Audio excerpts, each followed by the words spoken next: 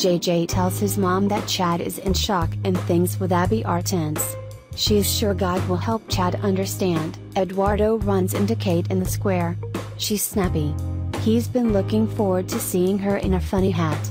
She's not sure she's in the mood for that. Kate's angry at herself for getting upset about Stefano's latest return from the grave. She's frazzled and needs to get to the hospital. He assures her he cares. Dario and Gabi are at the club, wondering whether Abigail and Chad have decided to get back together. He admits that Abby was scared to go back.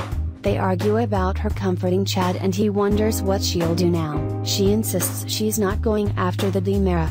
He trashes Chad. She's offended. He lists her romantic failures and wonders if Chad is hung up on her. He's sick of seeing her get hurt. After she leaves, his father joins him and tells him about Stefano. They need to keep Myron's feet to the fire. Eduardo is sure Kate will forgive him for what they're doing. At Casa de Mera, Abby goes into Chad's office after putting Thomas down. She remembered that she put together a playlist of all their favorite songs. She turns it on and asks him to dance. He stares. She slinks over and says they can have back everything they lost and pulls him into a dance, but he can't do it. Abby shuts off the music and apologizes. She's ordered champagne and party hats. That infuriates him. He barks at her to stop lying to herself. She's been afraid of everything, but she's sure fate has brought them back together. Chad feels overwhelmed and doesn't know if he can get past their broken trust. She asks about his feelings for Gabi. Jen shows up. Abby leaves to get some air and her mom asks him why he's pushing his wife away. She justifies the lies. He's still not sure Abby won't crack. After she leaves, he finds the gift that Gabi gave him and sighs. Lucas and Justin are startled to run into each other at the hospital.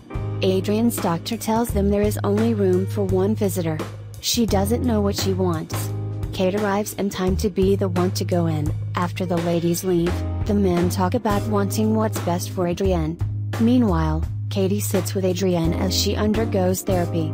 The blonde hates the way the men look at her. It's like bringing two puppies to chemo, Kate jokes. Adrienne laughs. When Adrienne walks out of her session, she sees Lucas and Justin shaking hands and smiles. JJ runs into Gabi in the square. He hopes that she can let go of Chad.